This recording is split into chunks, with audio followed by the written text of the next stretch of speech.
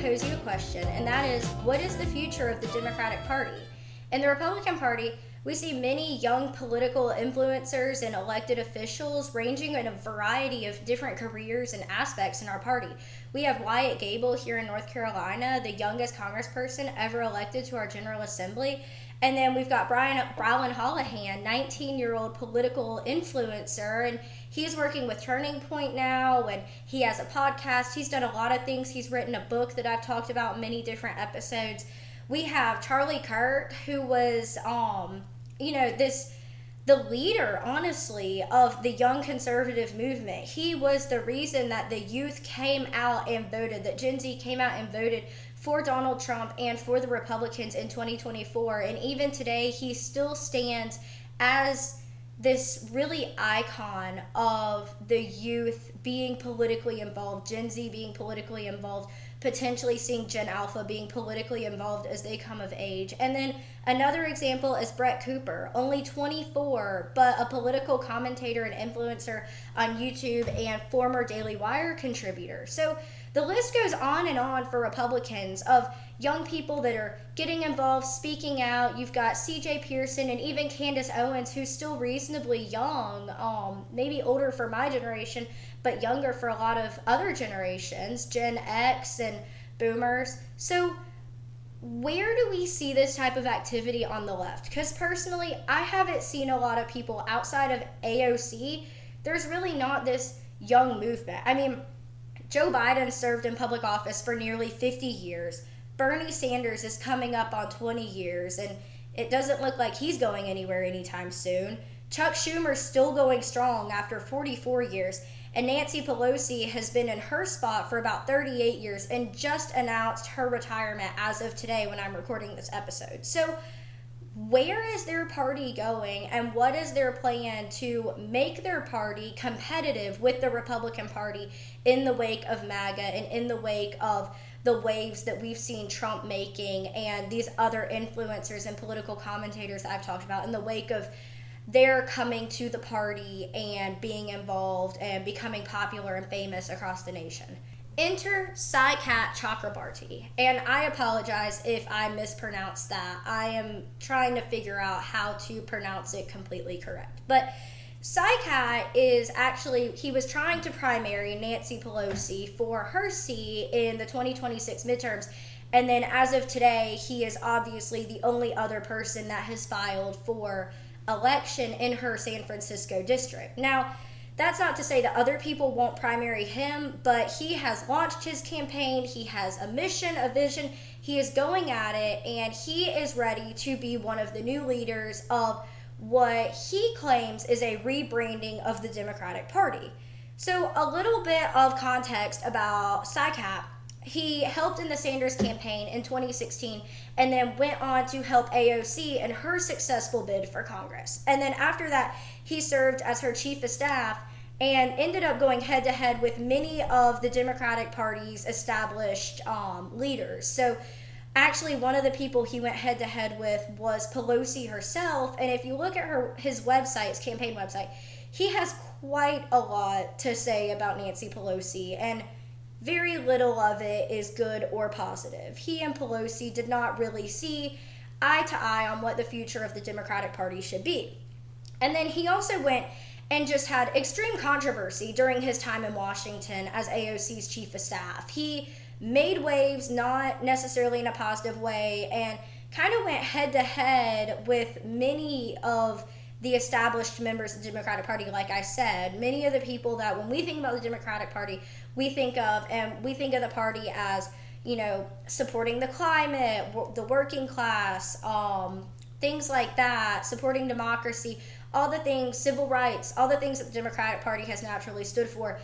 The people that made those waves and did those things historically, he head to head with them, making waves, not one of the people that went into Washington and was kind of quiet and just doing their job. He had quite a lot to say and quite a lot to do during his time there. And then he went back to San Francisco and is now launching his bid for Congress in Nancy Pelosi's district.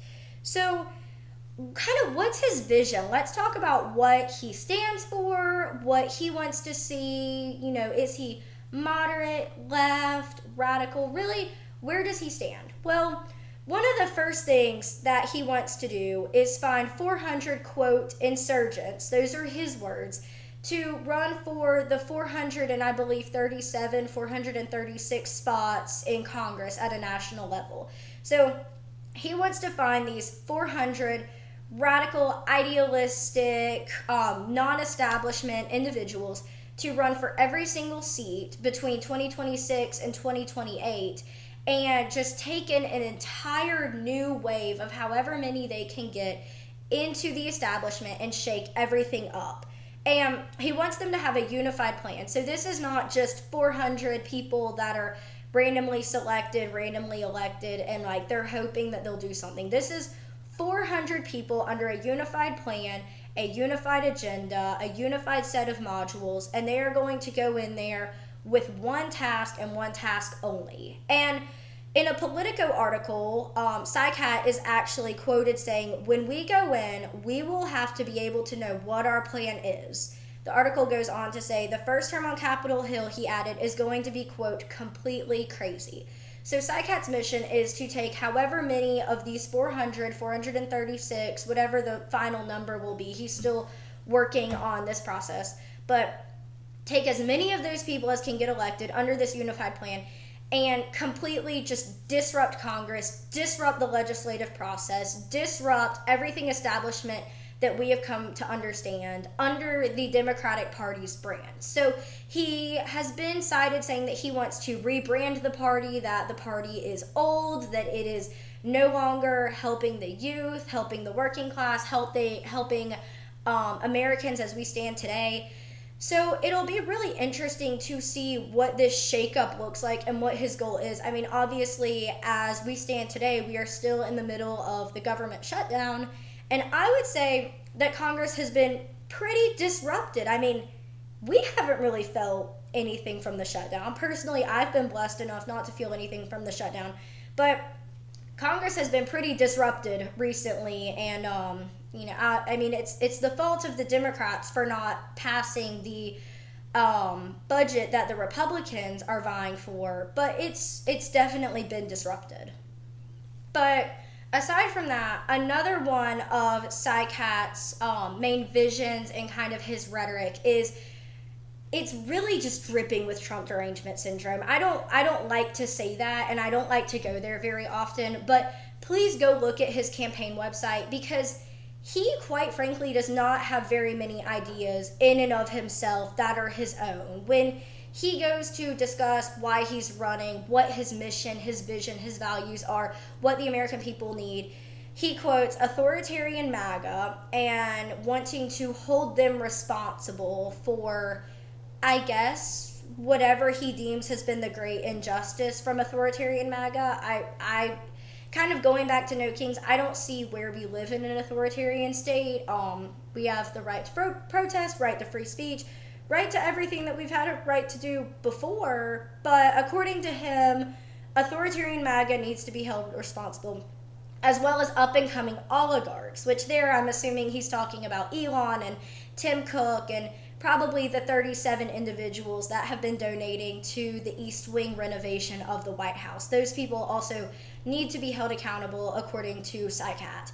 And his campaign website, which again, I really do encourage you, please go look at his website. It is, if nothing else, it's worth a good laugh, and it's really interesting to kind of see where the youth's brain on the other side is at and where they're coming from. I feel like here on the conservative side, we're having a lot of original ideas. I know conservative means to kind of stand for the norms and the foundation of America. So people have called me out before saying that conservatives are coming up with original ideas. But in the realm of politics, we really are. I mean, look at conservative influencers and people like Brian Holohan and Brett Cooper, like I said, people like Candace Owens and CJ Pearson. They are really taking the nation by storm with their ability to utilize social media and utilize technology and really engage with these up-and-coming generations that haven't known the world outside of a digital age, where we see the Democratic Party not really being successful in that. They were the party of young people historically, but we're really seeing this shift. So again, if you want to see what the young side of the Democratic Party is looking like and what their rhetoric is, please go look at SciCat's website. It is really fascinating just to see where the headspace is and what the goals are. But it is dripping with Trump derangement syndrome. It really is. He is not vying for any meaningful change aside from undoing what Trump has done. No original ideas, just undo what Trump has done, rebrand the Democratic Party as new and anti-old fashioned, anti-Trump, and then I guess once they accomplish that, I'm not sure where they'll go from there. But another thing that he's been recorded saying is that they need to stop playing by the rules. And this is a direct quote. It comes from a Prospect article where it says, quote, where SciCat quote says, petty rules don't make sense in an authoritarian takeover. And this just goes right back to those 400, quote, insurgents that he's talking about and wanting to just go and create chaos on Capitol Hill. I mean, he really isn't about going through the legislative process and the electoral process like we've historically seen in our country. He wants to see it chaotic. He wants to see it upended, rebranded, just make a mess of it and then rebuild it from that point forward. It is quite an interesting MO to see from a political candidate. Honestly, something that we haven't really seen before, maybe centuries ago, but in modern history, I don't believe that we've seen anything like this, at least Ronald Reagan post. Even Obama, I mean, charismatic and exciting and new and different, yeah, but upending the system, I don't think that anybody can argue that he upended the system or really created chaos or anything. So another thing that SciCat has done is he has his own think tank and Substack called New Consensus. And basically, this is where he and a bunch of different young leaders across the Democratic Party and with Democratic ideals have come together to think about what they want the future of the party to look like, what they need to do to have this unified plan, what that plan should entail. Really just come together on what their agenda needs to be. And then in this Substack, you can read a lot of different articles about what SciCat believes, things that he's written, his vision for the party, his colleagues' vision for the party, their political goals, political objectives, things like that. So again, kind of like his website, if you want insight into what these young new leaders in the Democratic Party are vying for and hoping for and creating goals towards, that is really worth a look. You don't have to put your email in or anything. I would just go take a look, even just read the headlines. It's really, really interesting. But through all of this, he comes to kind of a final specification of rebranding the Democratic Party. That is what he wants to do. That's what his MO is. Even if he isn't elected, he believes that the Democratic Party needs a complete rebranding, just redo it, rebuild it, renovate it, brand new, nothing like what the establishment has had. And he's hoping to ride on the waves of Zoran Mamdani and what he's been doing in New York. Now, at the time of recording, this is a day before our municipal elections. So when you watch this, we will know how Mamdani did and whether or not he is the new mayor of New York and whether or not there are even waves to ride on, to be honest. But SciCat really came out after Mamdani and said, I like what this guy is doing. I like the waves that he's making in New York. I like the attention that he's getting. This is what the Democratic Party needs. And he's hoping to take that and run with it on the other coast, on the West Coast in San Francisco, where he was expecting to have to primary Nancy Pelosi. Now, we've gone through all of this. And ultimately, the question is, what does this mean for conservatives? Why am I telling y'all this? Why is this important? Why does this have anything to do with anybody outside of New York or San Francisco or any of these liberal strongholds? Well, first of all, in the wake of Trump's 2024 election, there has been such a rise in vehement hatred against conservatives and Republicans. And we can jump back to last week's episode where we talked about assassination culture. We can look at some of the Halloween costumes from this past weekend. I mean, look at the Vail County Mathematics Department where they dressed up like Charlie Kirk being assassinated. and their shirt said "problem solved." I mean, there is a vehement hatred against Republicans and against conservatives. And when people come out with these campaign platforms that are openly anti-MAGA, anti-Republican, conservatives have to be concerned about that, because this isn't just a difference in parties or a difference in ideologies or anything like that. This is an absolute disdain for the people within a party, not the policy or the party itself, but the people within it. So conservatives need to be prepared for campaigns and platforms like this, because it is directly attacking other Republicans as people and not as those with different policies or ideologies, which, in my opinion, is a huge, huge, huge issue. Now, again, look at the Democratic Party, and we can all agree they are old, they are out of touch. There's absolutely no debating that. And the Republican Party has been like that. It's only recently that we're seeing this revitalization and this involvement from young Americans. So we can't say much as Republicans, but we're doing a little bit better than our Democratic counterparts. But these new voices on the Democratic Party are absolutely far from traditional. It's not like some of the Republican voices that we see that are still conservatives. They're still pro-life, pro-Second Amendment, small government, pro-capitalism, everything that the Republicans have always stood for. No, the Democratic Party and these young candidates and young leaders are absolutely different. I mean, look at AOC's Radical Green New Deal. That was very, very different and even opposed by Nancy Pelosi.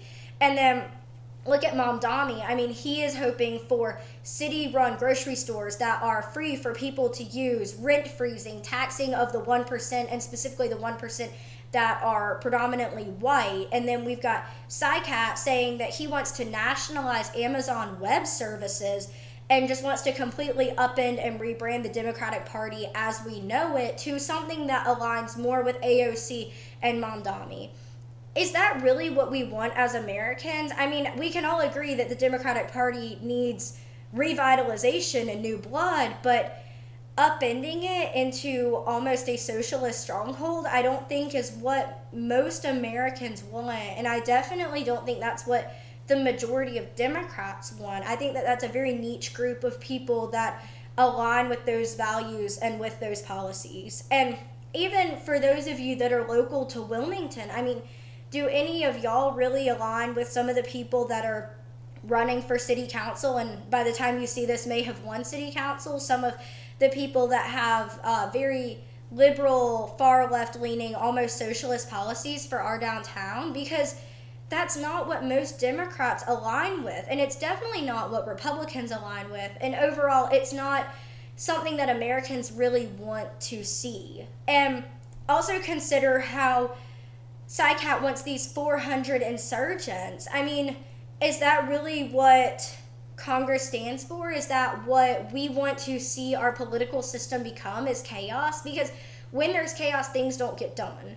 And Americans have needs. We, as taxpayers, we pay for these programs, for these salaries, for these departments. Do we want to see that be completely upended and thrown into chaos because of 400 brand new, politically unsavvy individuals going in and just wreaking havoc on American democracy as we know it? Because I don't think any of us want to pay for that, and I don't think any of us really want to pay for another government shutdown. I mean, it's absolutely useless, and the purpose of Congress is to function and to get things done.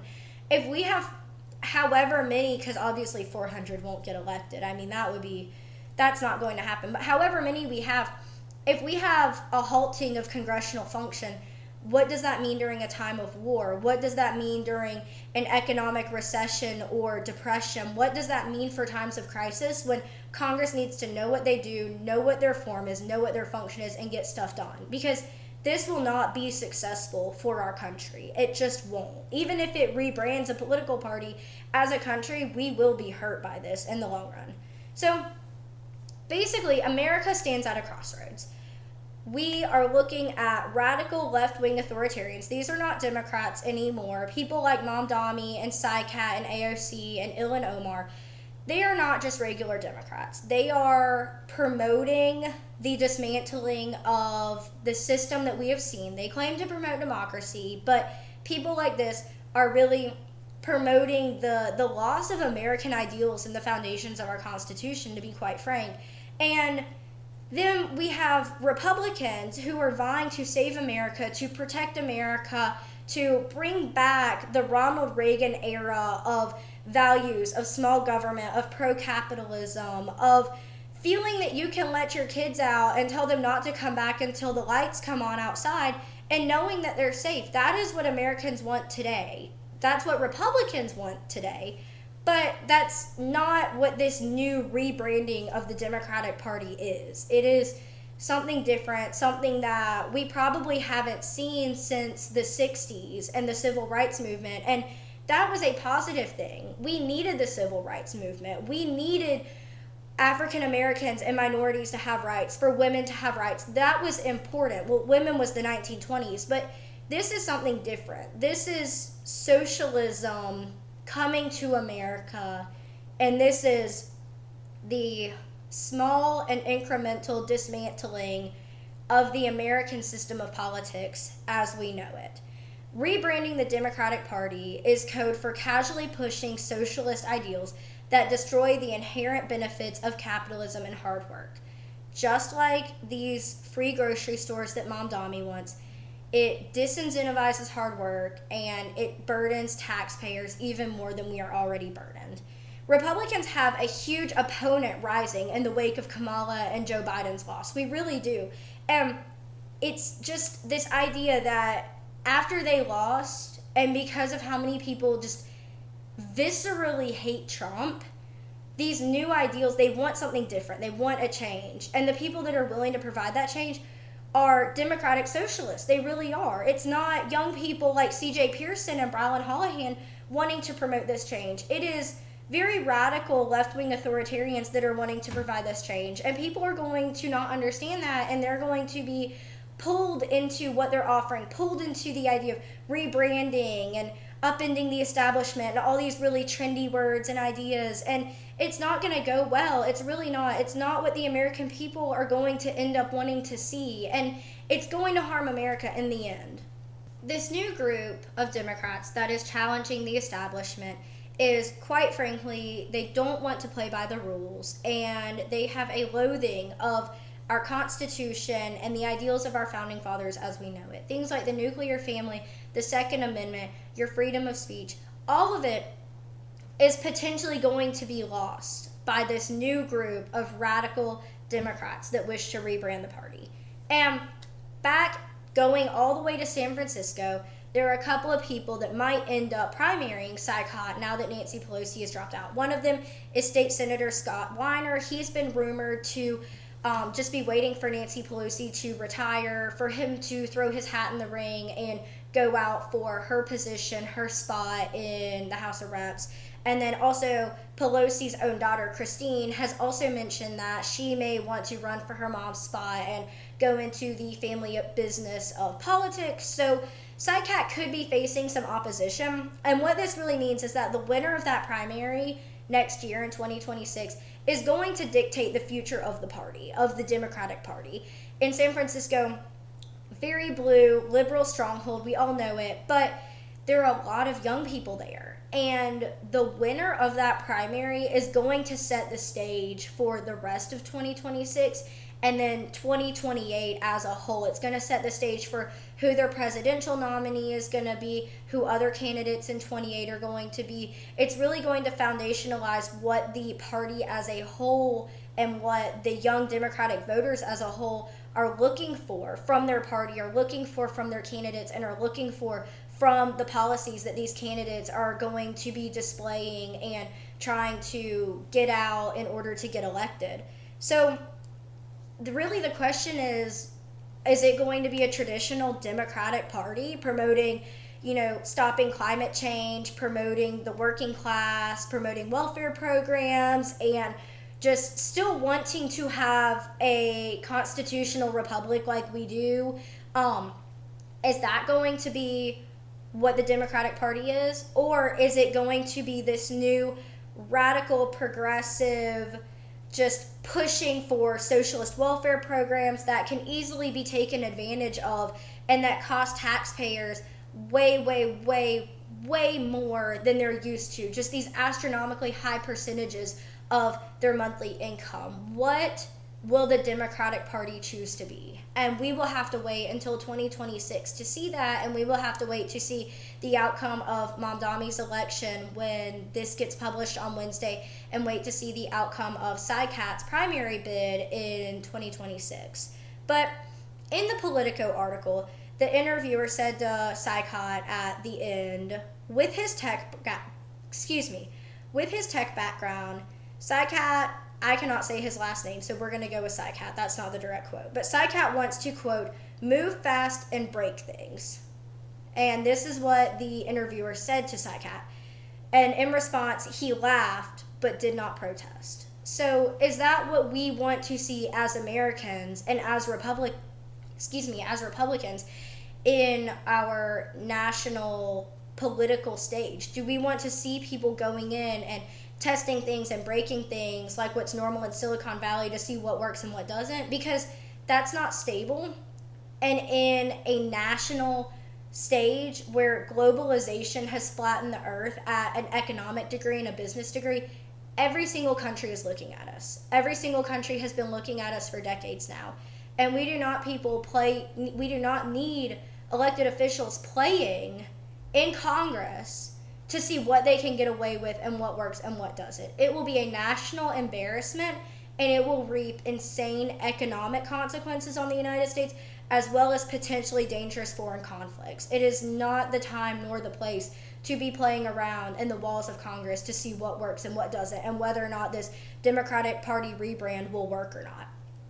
Conservatives across the nation need to remember this. We need to remember these policies, these goals, and these visions from these up-and-coming Democratic leaders when we think about how we're going to vote in 2026, how we're going to vote in 2028, what candidates we want to support, and how we're going to be politically active. Because for a long time, conservatives have been the silent majority. We've stood by and we've said, this is what I believe, and I will prove what I believe at the ballot box, but I'm not going to come out and say anything. I'm not going to post it on Facebook or Instagram. I don't want my friends to know. But with these huge consequences that are potentials, if these are the type of people that get elected to Congress, do you want to be the silent majority, or do you want to come out and really say, like, no, I stand for our constitutional republic, I stand for our country, I stand for our morals, I want to save America? That is the decision that conservatives are going to face in 2026 and 2028 during campaign season. Are you going to be the person going out and knocking doors, or are you going to be the person sitting inside hoping and praying that the election turns out the way you want? And for my generation, we have a lot at stake. How do you want to work? How do you want your future to be? How do you want to raise your kids? Who do you want to marry, and how do you want to get married?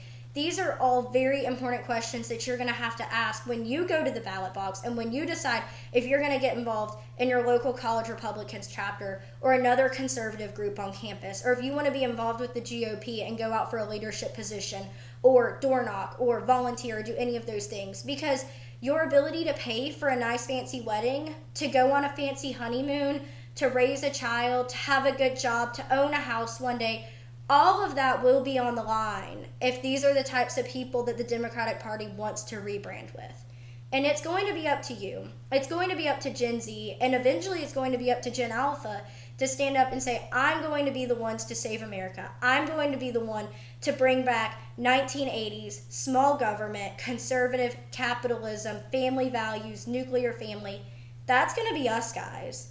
And are we ready for that responsibility? Are we ready to stand up and say, no, we're not doing this socialist stuff anymore? We are conservatives. We are small government. We're going to work hard for what we earn. We'll pay our taxes to support some of the smaller government programs, but we're not going to have anarchy in the streets. We're not going to have free government-funded grocery stores or universal child care that's going to end up indoctrinating the next generation of youth. Are we going to stand up and say that's not what we believe in?